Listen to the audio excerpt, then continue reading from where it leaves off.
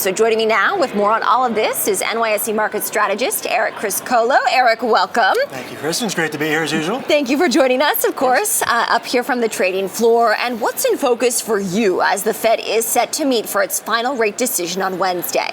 Yeah, I mean, it's not just a focus for me. Obviously, like you said, it's a focus for all the market.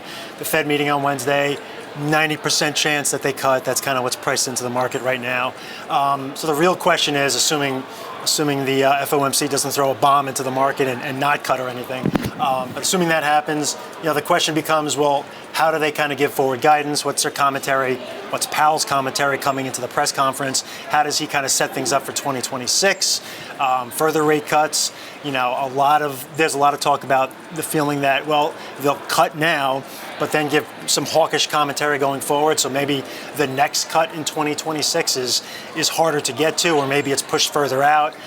So a lot of that is going to have to be analyzed and looked at as Powell gives his press conference. We have been seeing indications that Kevin Hassett, likely the front runner for Trump's pick to replace Jerome Powell as Fed chair in 2026. How is that factoring into market expectations? Yeah, I think it's been talked about a lot, so it's not like it's a surprise if it were to happen. President Trump said he would say it officially sometime probably in the very early part of the new year. So everyone's kind of just waiting officially for it to happen, although it seems like that's where it's going. He's more obviously leaned toward the Trump administration. So the focus would probably shift more to cutting shorter term rates. Obviously, that's where the president wants rates to go is shorter. The question is, how does the market see the independence of the Fed going forward? And how does that affect longer term rates as well, right? So the Fed can control short term rates very well. Where they have less control is the long-term rates, the 10-year, the 30-year. And you've seen those kind of move higher recently.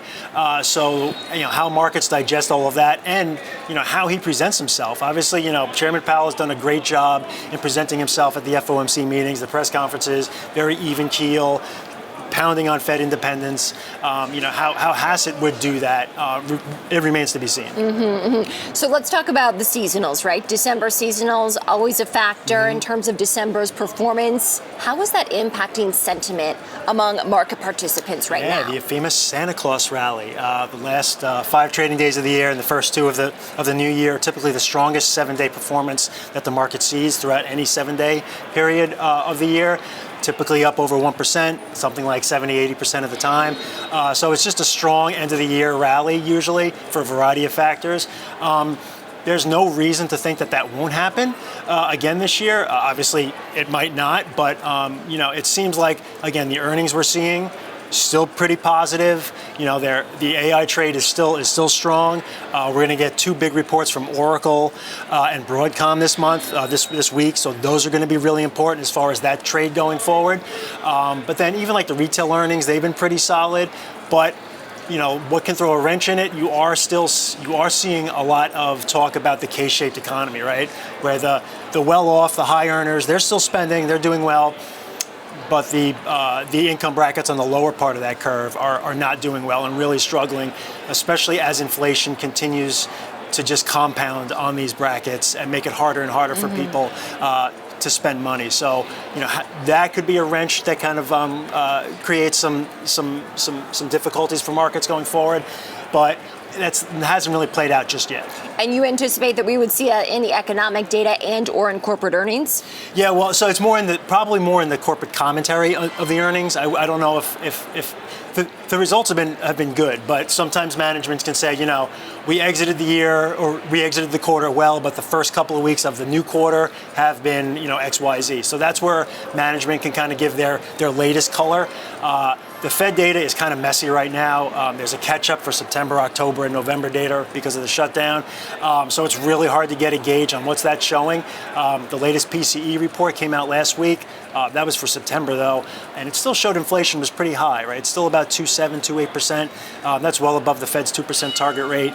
So there still is concern about inflation just kind of lingering in the market. But everyone's kind of looking at what will management say in these investor days, such as John Deere today, and the corporate presentations that are happening, the earnings presentation. So that's kind of what investors are going to key on. You know, it's interesting. After some profit taking and choppiness in the market in November, we have seen the S&P 500 quietly climb back to within striking distance of an all-time high. In fact, finishing Friday's session within 1% of that all-time high and fractionally higher, as I see down there on the trading floor right now. How much of that is because of these Fed rate cut expectations? I think it's part of it. I mean, but again, the market has kind of pivoted for a while to the Fed lowering rates, at least for this latest one. So it's helpful. It helps the small cap companies a lot more, the ones that are not profitable, generally speaking. So it's kind of providing a base bid right there.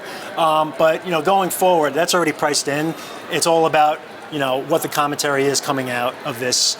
But certainly the markets think maybe 2 more rate cuts next year, which again is generally positive for equity markets. Eric Criscolo, NYSE market strategist, joining me in studio up here from the trading floor. Eric, thank you. Kristen, great to be here. Thank you. Great to have you.